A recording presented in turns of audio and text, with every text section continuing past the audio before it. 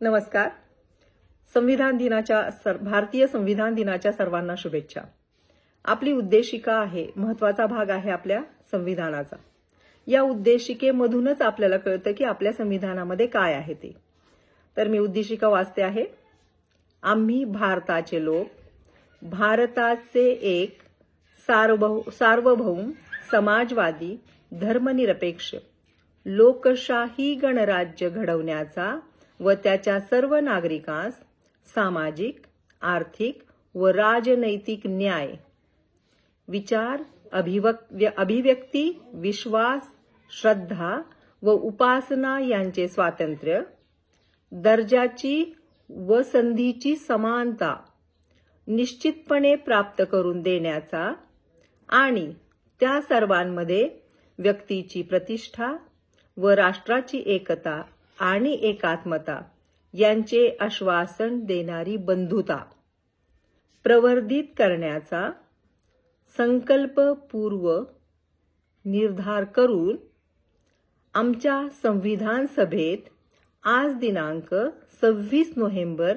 1949 रोजी याद्वारे हे संविधान अंगीकृत आणि अधिनियमित करून व स्वतःप्रत अर्पण करीत आहोत.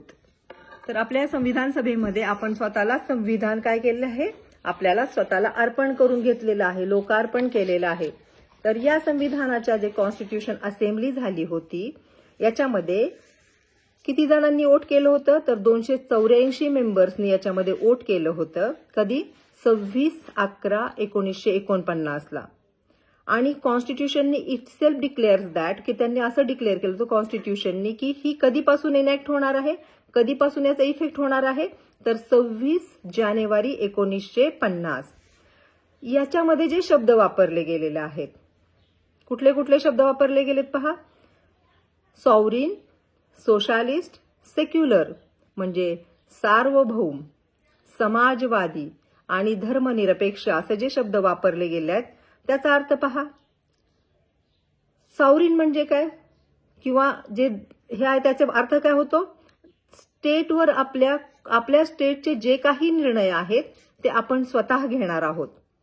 दुसरी गोष्ट म्हणजे सोशालिस्ट आहोत आपण. आणि सेक्युलर म्हणजे कुठल्याही धर्माला राजकीय दर्जा दिला जाणार नाही.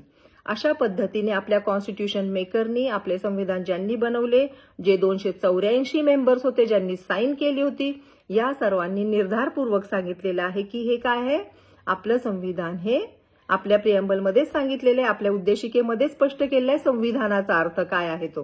म्हणजे जेव्हा कधी आपल्याला गरज पडते तेव्हा आपण उद्देशिके थ्रू आपलं संविधानाचे अर्थ लावू शकतो, इंटरप्रिटेशन ऑफ द स्टॅट्यूट करू शकतो. अशा प्रकारे आपलं संविधान अतिशय महत्वाचं आहे. हळूहळू आपण त्याच्यामध्ये जागृती कशी आली किंवा आपल्याला संविधान नीट मराठीतून समजून घ्यायचं आहे त्याचे लेक्चर्स मी वेळोवेळी टाकत राहील. थँक्यू.